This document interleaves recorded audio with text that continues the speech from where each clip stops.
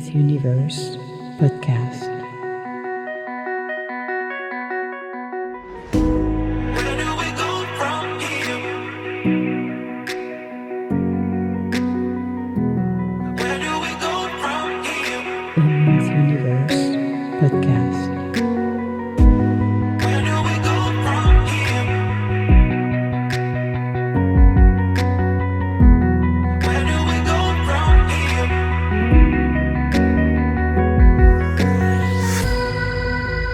Emma's Universe podcast.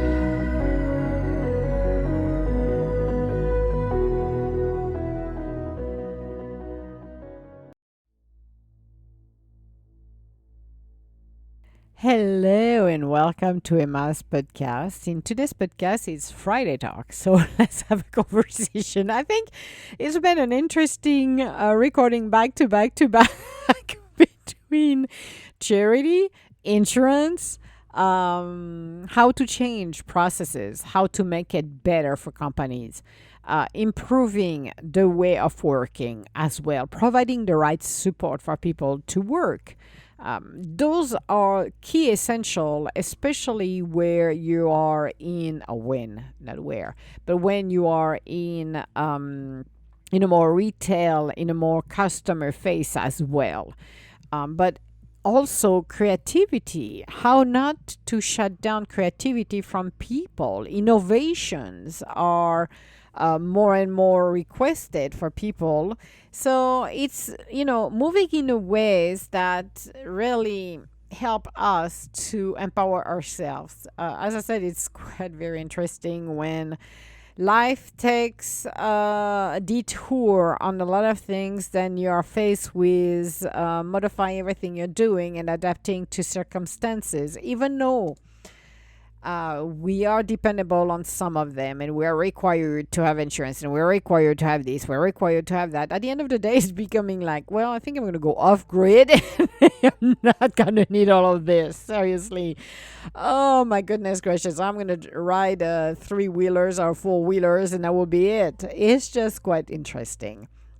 So, but looking at our little Friday talk, it's been quite interesting to see where we evolve, see where we can become flexible. We don't have to change who we truly are because we are faceted individual, which means we are dimensional. We have so many facets. We should be able to explore them.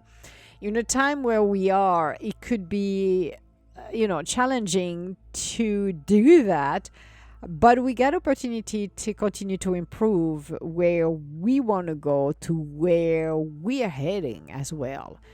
Because sometimes we want to go one direction and we're heading a different direction or a detour. Or, like I said, once in a while you feel like you're in a suspension, suspended like a doll, and you cannot move, and you're like, okay, universe, whenever you're ready, we can go forward. I'm ready to go. So, embracing who we truly are, being true to ourselves, and see how we can improve our own lives. I think it's one of the biggest challenge because we like to make things complicated when they are not complicated, and we have to simplify and be flexible, which flexibility requires us to really look inside of ourselves and see our own actions. Sometimes people will retaliate and tell false narratives, and others believe it because they have a different agendas. But truth always prevail. I had that thought earlier after I came back. It was quite funny actually. I had a good morning for that. Went and dropped off a couple of stuff to the recycle, and the lady was so sweet. And then you go around the building, and the gentleman said, well, I can show you where it is. I said, great. Today is the day I can stalk somebody without me having any issues. And they burst in laugh. I'm like, yeah, yippee-ki-yay, I can be a stalker. I'm like, awesome, I'm going to follow you. So being able to have a leg up, because when I went around the building, it was very interesting. First of all, I could not open the back door of the truck, which is awesome. I don't know why it's locked. At this point, it just locked it. And we had yesterday had to basically lift up those two appliances into the truck, and it would not had the door. If the door was, were able to open it, it would make life easier. Actually, I could have slide it without a problem. So the gentleman tried to open the door. I'm like, you can't. I said I had to lift it up and put it up. So there were two gentlemen who actually grabbed those appliances, which was very nice, which call a leg up. Sometimes we need help. Sometimes when we do things, we require some help. Accepting the right leg up. So this is another thing too. It's keeping focus on what we want to do. I know I give interesting examples, but if you're at work and you need some support and somebody outside of the group will come and help you, there is a teaching moment as well that comes along the way so you can learn more about what you're doing or what the support is and how it works. This is always what I've done in the past, and I continue to do it. Actually, it's learning from everybody because people want to show you and teach you. There is a lot of people who love to do that, especially when you're at work, or you can be all about and do your little hobbies, and other people who have the same hobbies can give you some insight as well that you can utilize. And like a little a recipe, you can make your own. I always say to people, and that goes always a long way, when you learn something, it's like a recipe. You go and sit down at school and learn your skill set. When you come to the real life, the world, the active world, you take those skill sets, and one, you have to understand how a company works. Every company works a different way. The philosophy, the core, everything works a different way. There are companies that a lot of people, like I'm taking example of Korn Ferry, Thomson Reuters. I work for those companies, so as a contractor and permanent. But it's been very interesting because those companies are extremely unique. You need to really be unique, quote unquote, flexible, have your own imagination to be working there. Not everybody fit that mold. And you got the typical one that you will go in there and, it's not a bad one, but it's more for people who need their routines, who are, you give me my job, this is my job, I'm going to follow it. And like I said, you got the innovation one, the innovative ones, and you got who are atypical, but not everybody fits in. You need to have that mentality to do that. I did both.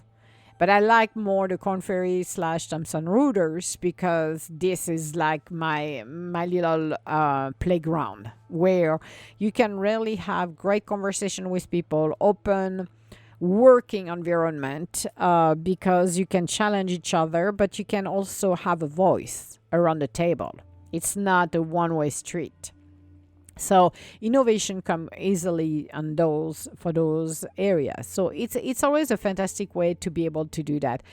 But thinking about who you are, I take example also of recipes. You can give a recipe, the exact items for people, for them to cook.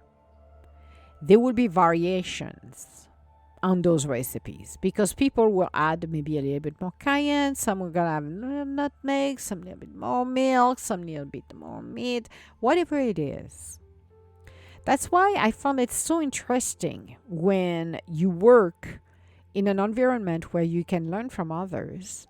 What you're learning, you're gonna incorporate it within your work.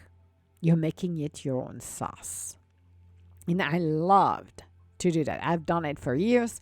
I have a width of knowledge, which sometimes makes me laugh because I'm like, holy crap, from taking care of a forest to cooking to running an operation to be able to be the analyst on something, to be a CFO, a fractional CFO, to do things that if you're looking at it, just like, holy crap, I have a headache here. I cannot put you in that little box. No, you cannot box me in. But I'm looking at the different facets of who I am and be able to apply it. I apply every knowledge that I have to the situation I'm in. So some I'm not going to be able to use those tools and some I will, and vice versa. That's why you learn and you make your own sauce, whatever you adapt. But the first, and I think the most important thing people need to understand is how a company works. You cannot make fit a square into a circle unless the square is too small, but generally it doesn't go. The piece of the puzzles have to work together. Having a playbook where you can apply it means you're going to have to adapt to the company, adapt to what you're doing. And having that flexibility, that learning on how to is essential. And a lot of people have a hard time to do that. Being flexible is a pain on the rear end when you have to adapt and change. It's not that fun, not at all. But it is worthy when you see the company grow and evolve. That's what you have to keep an eye on. It's how can I contribute to the company? And be honest with your own self. Not every day is a Friday. Not every day is happy skippy day either. But understanding what is my contribution, not based on what a manager said to you, but based on what you're contributing every day. And see if you reach your limits, meaning I'm right here. I have reached what I got to do and learn here. Now it's time for me to go and learn something else. You can stay where you are, and people do, for job security, or you can continue to evolve. Or what you can do is gaining more skill sets on the side to keep yourself challenged. I talked about it when I was at KF, and I had that was Igor was my boss at the time, and very interesting person actually. He asked me one day, and I didn't realize how much I was doing, not only for KF, but the life I had on the side because I was doing my podcast, I was writing my blogs. I just finished to write a chapter for a book I was collaborating on. And I was like, oh yes, I got the book over there for the charity. There's a second book, blah, blah, blah. And I'm talking and I'm like, holy crap. He's looking at me, said, you never stop. And I'm like, holy crap, I didn't realize I was doing so much because I was doing the passion I had. I was doing it some during the week, but mainly on weekends, which was awesome. So feeling fulfilled by an interest that I had. But it was very interesting when I was talking because his jaw dropped. His eyes were like, holy crap. And I'm like, wow, yes, I never stop actually, isn't it? Because I was writing two different blogs. I want to go back to one of them actually for the EDG side of it, which is more, I will say the gas and all. I need to start to look at the gas and all and the waters and start to write again more stuff on that because that to me has been the great thing for me to write. So I love to do that. But and see how we are evolving and changing and what are the pain point and stuff like that. So for me to write this, that's going to be fun to go back in there and do this. But it's very interesting to see when you mix your passions, like when I did redo all of the flooring in the condo. I wasn't expecting that, but I did the flooring in the condo, got a little ticked off to the person who was supposed to help me because he kind of thought he could take advantage of the situation and got in trouble with me because I was like, I'm not sitting in there for the next 10 years here. That doesn't work this way. But it was extremely interesting to do this and see the end result and be happy and feeling an accomplishment that I have done. I did not walk around with a sash and say I'm the best one in the world, but it was the skill sets of building and putting things together and being able to do that. It's the same when, cutting trees, cleaning up, things like that, or even baking or even drawing, which I have not done for, years. Yeah, drawing. So that would be when I'm settling, I will draw back. Because somebody stole my a beautiful mahogany box full of pencil and dry pastel and oil pastel. It was a full set that I wanted to use, but that's all right. It's just a part of life. But it is so interesting when you think about what are your passions. Do you love to the mechanics, like you love to rebuild engines? Maybe you want to restore a car. Maybe you're working on a fixer-upper for your home where you're living in and doing one room at a time, like I did. As I said, I started to change, it all happened. And thanks to the universe, perfect synchronicity, it all happened because I had a leak in the bathroom upstairs. I will remember that day I was working and before the situation happened, I stopped working. I'm looking at the ceiling and I'm seeing a portion of my ceiling dropping in the kitchen and I'm like, what the freak? Seriously. And it was like, oh no. So that was the first event who started actually the entire remodeling, the change of the from and I do not like those ceiling. The popcorn ceiling is some ceiling that I do not like at all. I like the flat ceiling. So I turned all of them into flat. I removed all of them and turned it into flat. But it was so much fun because I did all of the painting on the walls, all of the faux on the ceiling, because I did the faux in the ceiling, which was like, holy crap. I just loved it. It was just like, yeah, let's go funky on this one, but in a very good way. It was tasteful. It wasn't something like Elvis' house over there, but it was extremely different.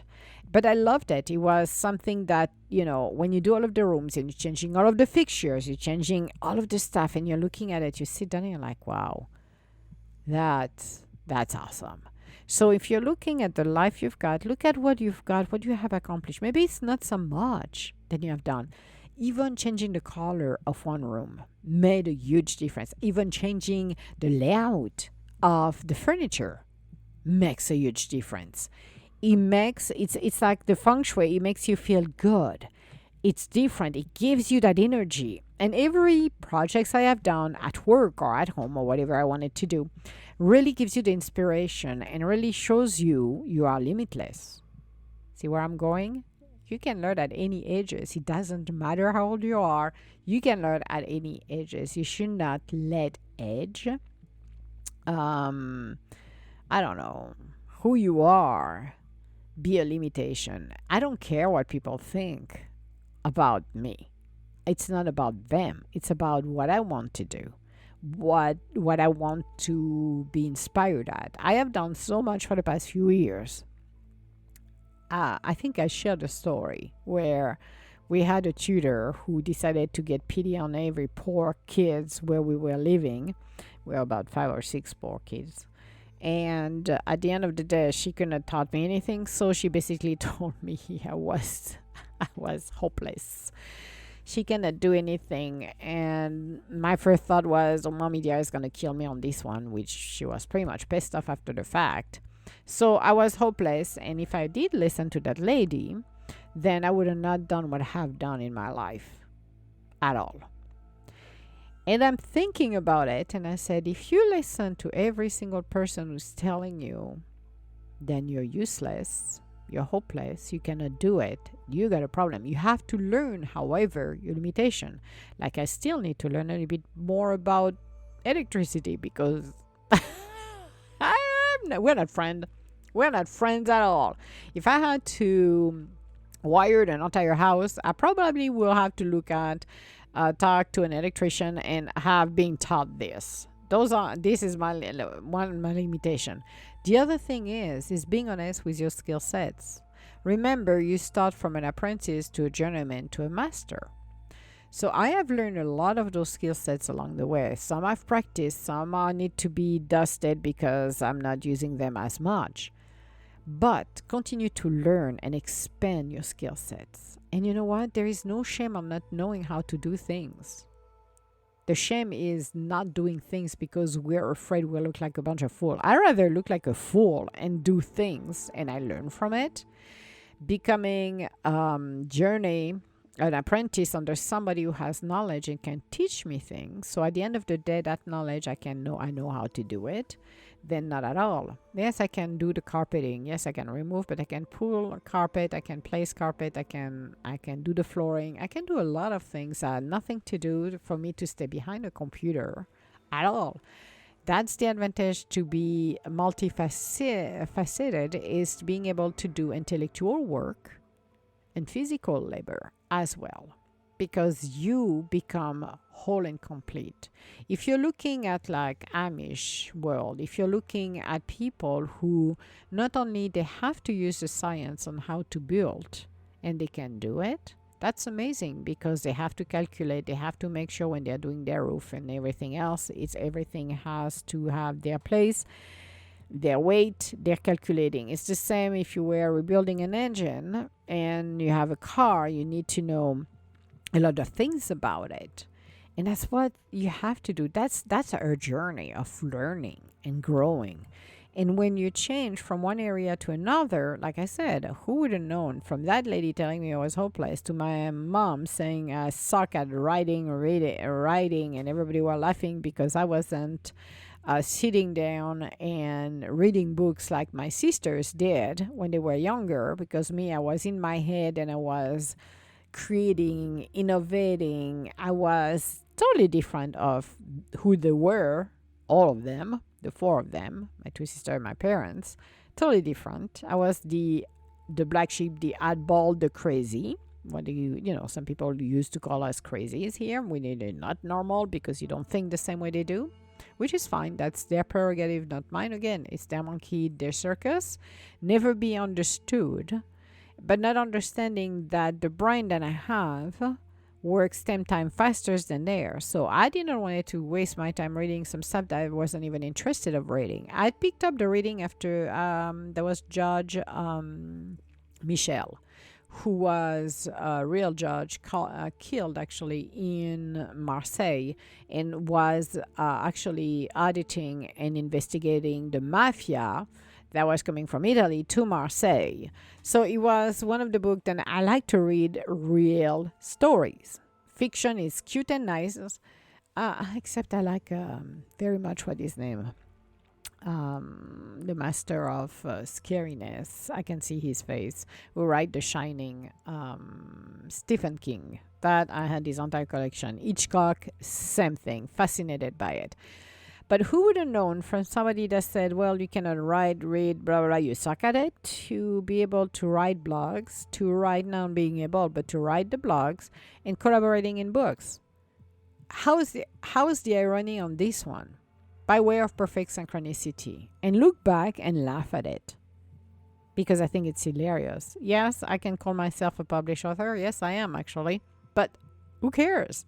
I participated for charity to 2 books, and I shared something that was important for me for those chapters. That's what I wanted to do, collaborations. But it's very interesting when you look at trajectories that some people want you to have and the one that really happens in your life. Expand your skill sets. Take the time to really be inspired. And I don't give a crap if you suck in the kitchen and you say, well, I'm going to burn it. Who gives a crap? The more you practice, the better you become. Now, you need to know your limits. So if you start to cook, or you start to paint, or you want to start to do some stuff, start small. Don't go and, it's like, look at the size of what you want to do. Scale it down for you to be able to digest every single bite of it, not being overwhelmed by looking what you got in your plate, but one step at a time, one project at a time. And that's what I've done. And that's what most people do. You go one step at a time, and you really will feel balanced and happy when you can do this. And everybody can. It's not only me, it's everybody. I have done things that I'm still laughing about it because I think it's funny, because this is who I am, that I would have never believed that would have been feasible. Me behind a microphone, talking, sharing my life, sharing what's going on. Heck no, that wasn't the game. Interviewing people like I've done. I wouldn't know I would have done that. And people around the world, wonderful people that I've interviewed. That's awesome. Being able to have your voice, that to me is critical. So have your own voice. You don't prove anything to anyone. You just live your life to the fullest. That's where you become whole. All my love, guys, and I will talk to you later. Bye now.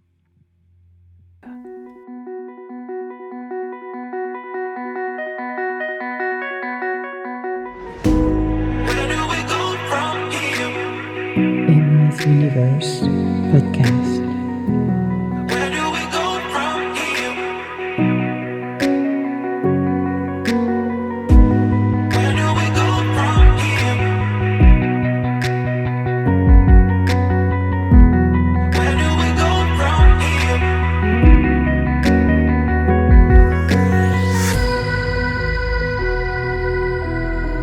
Emma's Universe Podcast.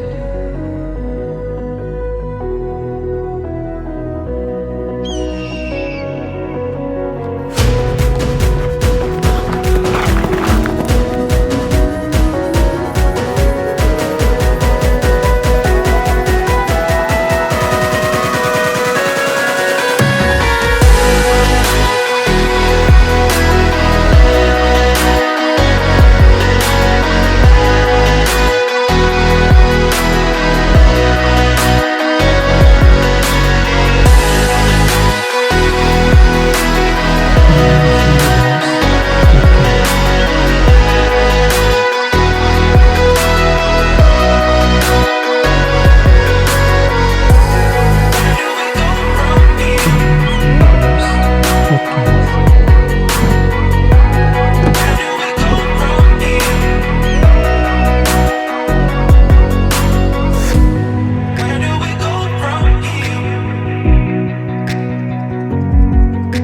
Where do we go from here? Emma's Universe Podcast. Where do we go from here? Where do we go from here?